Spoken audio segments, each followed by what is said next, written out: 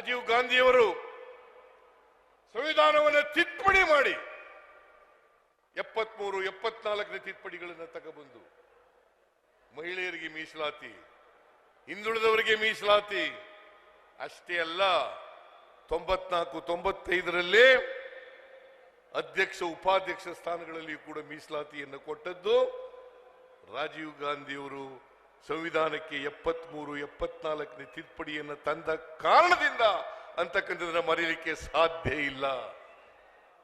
ಇದನ್ನ ವಿರೋಧ ಮಾಡಿದವರೇ, ಮಂಡಲ್ ಕಮಿಷನ್ ವರದಿಯನ್ನು ವಿರೋಧ ಮಾಡಿದವರೇ ಇದನ್ನು ವಿರೋಧ ಮಾಡಿದರು.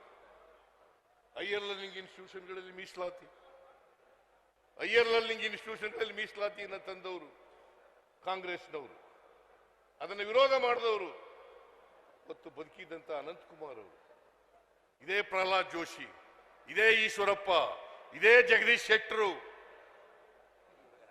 ಇವರೇ ವಿರೋಧ ಮಾಡಿದವರು. ಈಗ ತಪ್ಕೊಳಕ್ ಬರ್ತಾರ ಎಲ್ಲರನ್ನ, ಬರ್ರಿ ಬರ್ರಿ. ನಾನು ಬಹಳ ಎಚ್ಚರಿಕೆ ಒಂದು ಮಾತನ್ನ ಹೇಳಲಿಕ್ಕೆ ಬಯಸ್ತೇನೆ. ಈ ಶೋಷಿತ ಸಮುದಾಯದವರು ಅವರ ಸ್ವಾರ್ಥಕ್ಕೋಸ್ಕರ RSS ಬಿಜೆಪಿಯನ್ನ ಸೇರಿ ನಿಮ್ಮನ್ನ ದಾರಿ ತಪ್ಪಿಸ್ತಕ್ಕಂಥ ಕೆಲಸವನ್ನ ಮಾಡ್ತಾರೆ. ಇವ್ರ ಬಗ್ಗೆ ಬಹಳ ಎಚ್ಚರಿಕೆಯಿಂದ ಇರಬೇಕು ಅಂತಕ್ಕಂಥ ಮಾತುಗಳನ್ನ ಹೇಳಲಿಕ್ಕೆ ಬಯಸ್ತಾ ಇದ್ದೇನೆ. ಎಚ್ಚರಿಕೆಯಿಂದ ಇರಬೇಕು. ದಾರಿ ತಪ್ಪಿಸ್ತಕ್ಕಂಥ ಈ ಕಾರಜೋಳ ಇದಾರಲ್ಲ, ದಾರಿ ತಪ್ಪಿಸೋದು. ಈಗ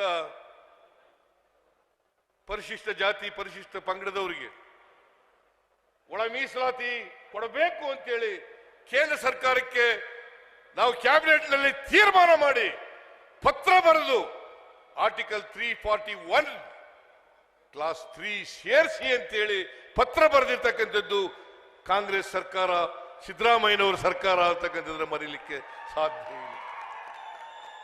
ಇದ್ರ ಮುನಿಯಪ್ಪನವರು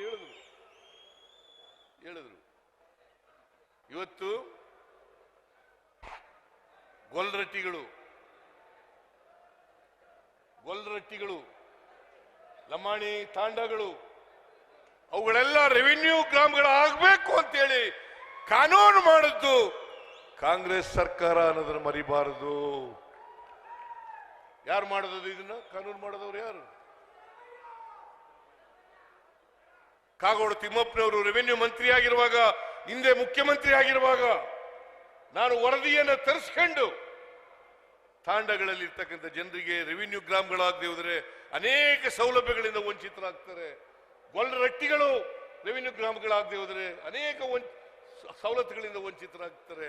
ಈ ಜನರಿಗೆ ನ್ಯಾಯ ಕೊಡಬೇಕು ಅಂತೇಳಿ ಕಾನೂನು ಮಾಡಿದ್ದು ಕಾಗೋಡು ತಿಮ್ಮಪ್ಪನವರು ರೆವಿನ್ಯೂ ಮಂತ್ರಿಗಳಾಗಿರುವಾಗ ನಮ್ಮ ಕಾಲದಲ್ಲಿ. ಈಗ ಹಕ್ಕುಪತ್ರ ಕೊಡಕ್ಕೆ ನರೇಂದ್ರ ಮೋದಿ ಬರ್ತಾರೆ, ಹಕ್ಕುಪತ್ರ ಕೊಡಕ್ಕೆ ನರೇಂದ್ರ ಮೋದಿ ಬರ್ತಾರೆ. ಸುಳ್ಳೆ, ಅವ್ರು ಮಾಡಿಲ್ಲ, ಇದು ನಾವು ಮಾಡಿದ್ದು.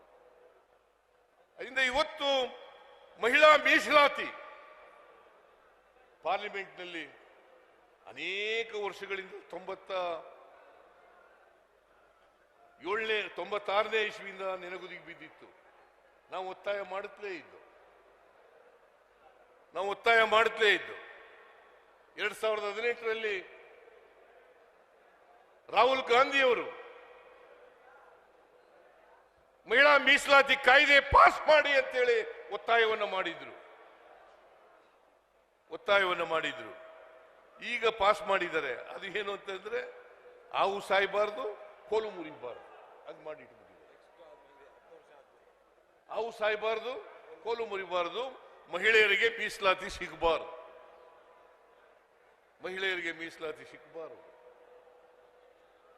ಅದಕ್ಕೆ ನಾವು ಒತ್ತಾಯ ಮಾಡಬೇಕಾಗ್ತದೆ. ಬಹುಶಃ ನಿಮ್ಮ ಹಕ್ಕೊತ್ತಾಯಗಳಲ್ಲೂ ಕೂಡ ಇದೆ. ಹಿಂದುಳಿದವರಿಗೆ, ಮಹಿಳೆಯರಿಗೆ ಅಸೆಂಬ್ಲಿನಲ್ಲಿ, ಪಾರ್ಲಿಮೆಂಟ್ನಲ್ಲಿ ಮೀಸಲಾತಿ ಇರಬೇಕು.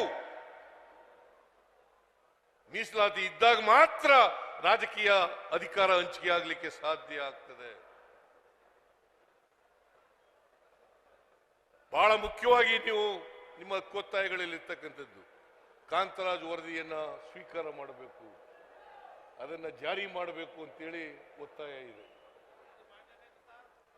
ನಾನೇ ಮುಖ್ಯಮಂತ್ರಿಯಾಗಿರುವಾಗ ಕಾಂತರಾಜು ಅವರಿಗೆ ಸಮಾಜದ ಸಾಮಾಜಿಕ ಆರ್ಥಿಕ ಮತ್ತು ಜಾತಿ ಸಮೀಕ್ಷೆಯನ್ನ ಮಾಡಬೇಕು ಅಂತೇಳಿ ಅವರಿಗೆ ಅವತ್ತು 168 ಕೋಟಿ ರೂಪಾಯಿಗಳನ್ನು ಖರ್ಚು ಮಾಡಿದ್ದು. ನಾನು ಮುಖ್ಯಮಂತ್ರಿ ಆಗಿರುವಾಗ ಅದು ಪೂರ್ಣ ಆಗಿರಲಿಲ್ಲ. ಆಮೇಲೆ ಪೂರ್ಣ ಆಯ್ತು, ಸಮ್ಮಿಶ್ರ ಸರ್ಕಾರ ಇತ್ತು, ಕುಮಾರಸ್ವಾಮಿ ತಗೊಳ್ಳಿಲ್ಲ. ಆಮೇಲೆ ಯಡಿಯೂರಪ್ಪ ಆಗಲಿ ಬಸವರಾಜು ಆಗಲಿ ಯಾರು ತಗೊಳ್ಳಿಲ್ಲ. ಈಗ ಜಯಪ್ರಕಾಶ್ ಹೆಗ್ಡೆ ಶಾಶ್ವತ ಹಿಂದುಳಿದ ಆಯೋಗಗಳ ಅಧ್ಯಕ್ಷರಾಗಿದ್ದಾರೆ.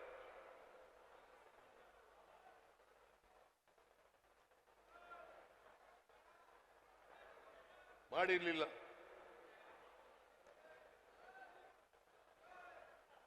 ನಾನು ಹೇಳಿದ್ದೇನೆ, ಜಯಪ್ರಕಾಶ್ ಹೆಗ್ಡೆ ಕರೆದಿಕ್ಕೂ ಹೇಳಿದ್ದೇನೆ, ನೀವು ವರದಿ ಕೊಡಿ. ಯಾಕಂದ್ರೆ ಅನೇಕ ಜನ ವರದಿನ ನೋಡದೇನೆ, ಓದ್ದೇನೆ, ತಿಳ್ಕೊಳ್ಳದೇನೆ ವಿರೋಧ ಮಾಡ್ತಾರೆ. ಇವತ್ತಿನವರೆಗೆ ವರದಿ ಏನಿದೆ ಅಂತ ಗೊತ್ತಿಲ್ಲ, ನನಗೆ ಗೊತ್ತಿಲ್ಲ, ಯಾರಿಗೂ ಗೊತ್ತಿಲ್ಲ. ಆದ್ರೂ ಅದು ವೈಜ್ಞಾನಿಕವಾಗಿಲ್ಲ, ಅವೈಜ್ಞಾನಿಕವಾಗಿದೆ ಅಂತೇಳಿ ವಿರೋಧ ಮಾಡೋದು. ನಾನು ಇವತ್ತು ನಿಮಗೆ ಇಲ್ಲಿ ಹೇಳ್ತೀನಿ, ಆ ವರದಿಯನ್ನ ಸ್ವೀಕಾರ ಮಾಡ್ತೀನಿ. ಅಲ್ಲಿ ಏನಾದರೂ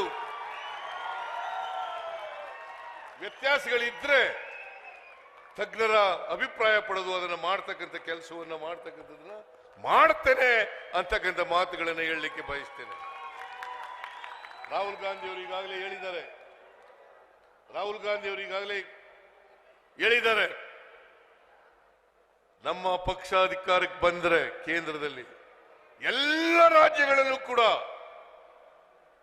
ಜಾತಿ ಗಣತಿಯನ್ನ ಮಾಡಿಸ್ತೇವೆ ಅಂತಕ್ಕಂಥ ಮಾತುಗಳನ್ನು ಹೇಳಿದ್ದಾರೆ. ಆದ್ರಿಂದ ನಮ್ಮ ಹೈಕಮಾಂಡ್ ನಲ್ಲೂ ಕೂಡ ತೀರ್ಮಾನ ಆಗಿದೆ. ನಾನು ಅದಕ್ಕೆ ಪಾರ್ಟಿ ಆಗಿದ್ದೆ, ನಾನು ಅಟೆಂಡ್ ಮಾಡಿದ್ದೆ ಆ ಪಾರ್ಟಿನಲ್ಲಿ. ಅದರಿಂದ ನೀವು ಕೊಟ್ಟಿರ್ತಕ್ಕಂಥ ಅನೇಕ ಡಿಮ್ಯಾಂಡ್ಗಳು, ಅದಕ್ಕೆ ನನ್ನ ಸಹಮತ ಇದೆ. ಆದರೆ ನಿಮ್ಗೆಲ್ಲ ಗೊತ್ತಿದೆ, ಪ್ರಜಾಪ್ರಭುತ್ವ ವ್ಯವಸ್ಥೆಯಲ್ಲಿ I am not A dictator. ಸಮಾಜದಲ್ಲಿ ಅಲ್ಲ, ಕ್ಯಾಬಿನೆಟ್ನಲ್ಲಿ ಅದನ್ನು ಇಟ್ಟು ಸಮಾಲೋಚನೆ ಮಾಡಿ, ಚರ್ಚೆ ಮಾಡಿ ತೀರ್ಮಾನ ಮಾಡಬೇಕಾಗ್ತದೆ.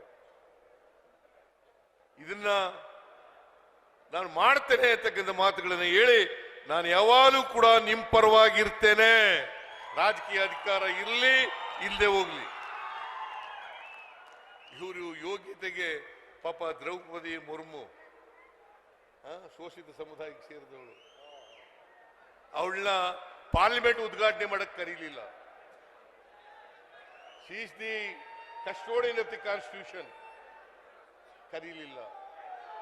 ಮೊನ್ನೆ ಅಯೋಧ್ಯೆನಲ್ಲಿ ಶ್ರೀರಾಮಚಂದ್ರನ ದೇವಸ್ಥಾನ ಉದ್ಘಾಟನೆ ಮಾಡಕ್ಕೂ ಕರೀಲಿಲ್ಲ. ಆಮೇಲೆ ಸಿದ್ದರಾಮಯ್ಯ ಹಿಂದೂ ವಿರೋಧಿ.